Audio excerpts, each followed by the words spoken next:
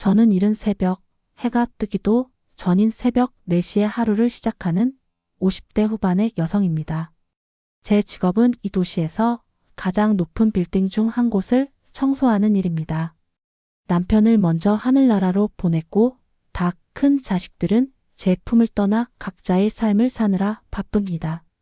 저에게 남은 것은 이른 새벽의 차가운 공기와 텅 빈 사무실을 채우는 제 걸레질 소리뿐입니다. 매일 밤 저는 잠들기 전 기도합니다. 주님, 내일도 무사히 하루를 시작하게 하심에 감사합니다. 하지만 주님, 저는 가끔 제가 너무나 작고 보잘것없이 느껴집니다. 아무도 저를 주목하지 않는 이 자리에서 저는 과연 당신의 자녀로 바로 서 있는 것일까요? 제 일터는 화려합니다. 반짝이는 대리석, 바닥, 통유리로 보이는 도시의 야경, 값비싼 사무기기들. 하지만 그 화려함 속에서 저는 늘 투명인간과 같았습니다. 제가 맡은 구역은 이 빌딩의 로열층이라 불리는 30층입니다. 아마도 중요한 투자나 전략을 다루는 부서인 듯 했습니다. 그곳은 다른 층보다 유독 늦게까지 불이 꺼지지 않았고 제가 청소를 시작하는 새벽에도 늘 누군가가 남아 있었습니다. 그리고 그곳은 언제나 가장 지저분했습니다. 책상 위에는 마시다 만 커피가 담긴 종이컵들이 산을 이루고 바닥에는 구겨진 서류 조각과 과자, 부스러기들이 널려 있었습니다. 저는 묵묵히 그들이 남긴 흔적을 지워 나갔습니다. 하지만 제 마음 한구석에는 늘 가시 같은 것이 박혀 있었습니다. 그 층에는 유독 제 마음을 어렵게 하는 한 사람이 있었습니다. 30대 중반쯤으로 보이는 아주 날카롭고 차가운 인상의 여성이었습니다. 그녀는 거의 매일 밤을 새웠습니다. 제가 청소 카트를 밀고 들어서면 그녀는 컴퓨터 모니터에서 눈을 떼지 않은 채 마치 제가 존재하지 않는다는 듯 행동했습니다.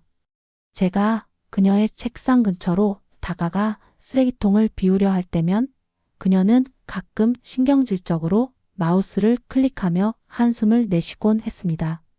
그 소리는 마치 방해되니 어서 비키라는 무언의 압력처럼 느껴졌습니다. 저는 그녀가 참 교만하다고 생각했습니다. 젊은 나이에 저렇게 높은 곳에서 일하니 저처럼 늙고 힘없는 청소부는 눈에도 차지 않는 것이겠지요. 저는 속으로 기도했습니다. 주님, 저 영혼을 불쌍히 여기소서. 하지만 제 마음에도 저 사람을 향한 미움이 자라지 않게 붙들어 주옵소서. 그러던 어느 날이었습니다. 여느 때처럼 그녀의 책상 밑 쓰레기통을 비우는데 구겨진 종이 뭉치 사이로 작은 사진 한 장이 눈에 띄었습니다. 엉망으로 구겨졌지만 펼쳐보니 4~5살쯤 되어 보이는 남자아이의 환한 웃는 얼굴이었습니다. 사진 뒤에는 서툰 글씨로 엄마 사랑해요. 보고 싶어요 라고 적혀 있었습니다. 그것을 보는 순간 제 가슴이 쿵 하고 내려앉았습니다. 저렇게 독하게만 보였던 사람도 누군가의 엄마였습니다. 저 아이는 지금쯤 엄마를 기다리다 잠들었겠지요. 저는 그날부터 그녀를 향한 제 기도의 내용을 바꾸었습니다. 주님, 저 지치고 고단한 딸을 위로하여 주옵소서. 저 아이의 엄마를 지켜주옵소서. 하지만 그녀는 여전히 차가웠고 저는 여전히 투명인간이었습니다. 그렇게 몇 달이 지났습니다. 장마가 시작되려는지 며칠 내내 굳은 비가 내리던 새벽이었습니다. 그날따라 30층 사무실은 유난히 어둡고 조용했습니다. 늘 불이 켜져 있던 그녀의 자리도 비어 있었습니다. 오늘은 일찍 퇴근했나 보다 생각하며 저는 평소보다 편안한 마음으로 청소를 시작했습니다. 그녀의 책상 밑을 빗자루로 쓸어내던 순간이었습니다. 빗자루 끝에 무언가 딱딱하고 묵직한 것이 걸렸습니다. 허리를 숙여 자세히 들여다보았습니다. 어두운 책상 밑 복잡한 전선들 사이에 검은색 장지갑 하나가 떨어져 있었습니다. 심장이 덜컥 내려앉았습니다. 주변을 둘러보았지만 사무실에는 저 혼자뿐이었습니다. 저는 조심스럽게 지갑을 집어 들었습니다. 아주 고급스러운 가죽 지갑이었습니다. 그리고 꽤나 두툼했습니다. 저는 망설였습니다. 이것을 어떻게 해야 하나? 분실물 센터에 가져다 주어야겠다고 생각하며 혹시 신분증이라도 들어있을까 싶어 지갑을 열어보았습니다. 제 눈을 의심했습니다. 지갑 안에는 5만 원권 지폐가 셀 수 없을 만큼 빽빽하게 꽂혀 있었습니다. 어림잡아도 몇백만 원은 좋게 되어 보였습니다. 그 순간 제 머릿속을 스쳐 지나가는 생각들이 있었습니다. 다음 달 아들이 꼭 필요한 돈이 있다고 부탁했던 일, 빠듯한 생활비에 차마 내색도 못하고 속만 끓이던 제 사정. 이 많은 돈, 그녀에게는 어쩌면 잃어버려도 그만인 돈일지도 모른다. 하지만 나에게는 저는 지갑을 든 채 그 자리에 얼어붙었습니다. 아무도 보지 않았습니다. 이 새벽, 이 텅 빈 사무실에서 이 일을 아는 사람은 저와 주님 단둘뿐이었습니다. 사탄이 제 귓가에 속삭이는 것만 같았습니다. 괜찮아. 이건 내가 고생한 것에 대한 보상일지도 몰라. 저는 눈을 감았습니다. 손이 부들부들 떨렸습니다. 그때 제 머릿속에 그 구겨진 사진 속 아이의 얼굴이 떠올랐습니다. 엄마 사랑해요. 보고 싶어요. 그리고 그 아이의 엄마를 위해 기도했던 제 모습이 떠올랐습니다. 저는 제가 기도했던 그 영혼의 것을 훔칠 수 없었습니다. 그것은 돈의 문제가 아니었습니다.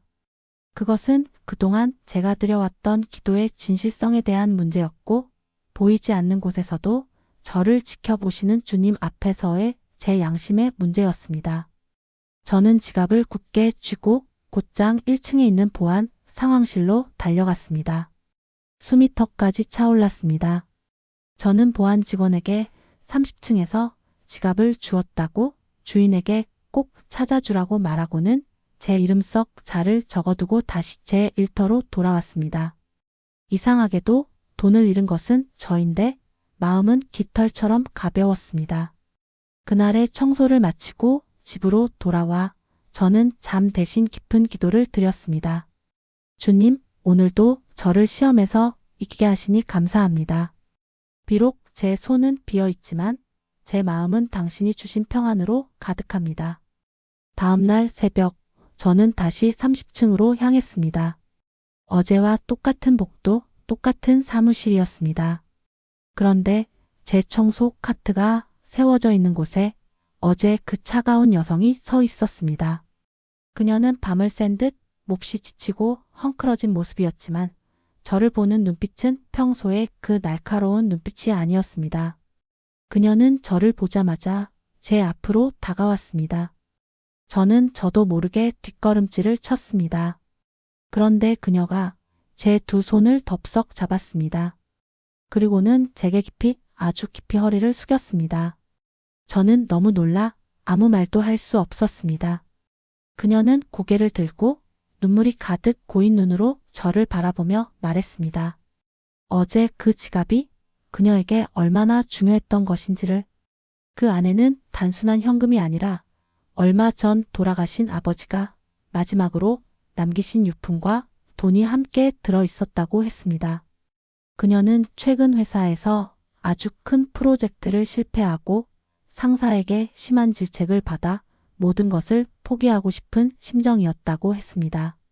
삶의 의욕을 다 잃어버린 상태에서 아버지의 유품마저 잃어버렸다는 것을 알았을 때 정말 모든 것이 끝났다고 생각했다고 합니다. 그녀는 보안실에서 CCTV를 확인했다고 했습니다. 캄캄한 사무실에서 늙은 청소부인 제가 그 두툼한 지갑을 들고 한참을 망설이다가 이내 결심한 듯 1층으로 뛰어 내려가는 모습이 전부 녹화되어 있었다고 했습니다. 그녀는 제게 물었습니다. 왜 망설였느냐고. 그리고 왜 결국 그것을 돌려주었느냐고. 저는 떨리는 목소리로 대답했습니다. 저도 돈이 필요한 사람이기에 아주 잠깐 나쁜 마음을 먹었었다고.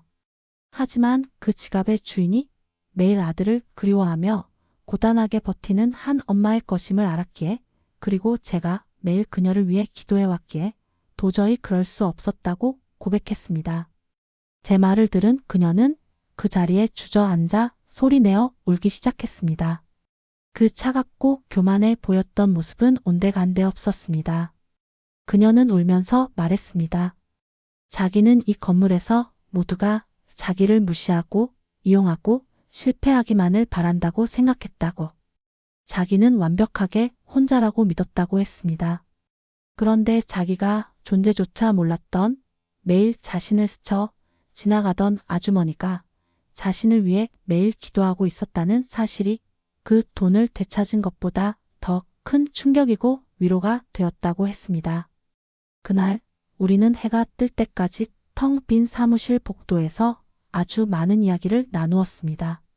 그녀의 아픔과 저의 외로움을 나누었습니다. 저는 그날 깨달았습니다. 저는 투명인간이 아니었습니다. 하나님은 가장 낮은 곳에 있는 저의 작은 기도 소리를 듣고 계셨습니다. 그리고 그 기도를 통해 절망에 빠진 한 영혼을 위로하는 도구로 저를 사용하셨습니다. 그날 이후 30층 사무실은 제게 더 이상 차가운 일터가 아닙니다. 그녀는 이제 저를 만날 때마다 세상에서 가장 따뜻한 미소로 어머니라고 부르며 커피를 건넵니다. 그녀는 다시 일어설 힘을 얻었고 저도 제 삶의 의미를 되찾았습니다. 오늘도 저는 이 새벽을 깨우며 기도합니다. 주님, 가장 보잘것없는 저의 삶을 통해 당신의 사랑을 전하게 하시니 감사합니다. 제가 머무는 이 자리가 누군가를 살리는 기도의 자리임을 잊지 않게 하옵소서.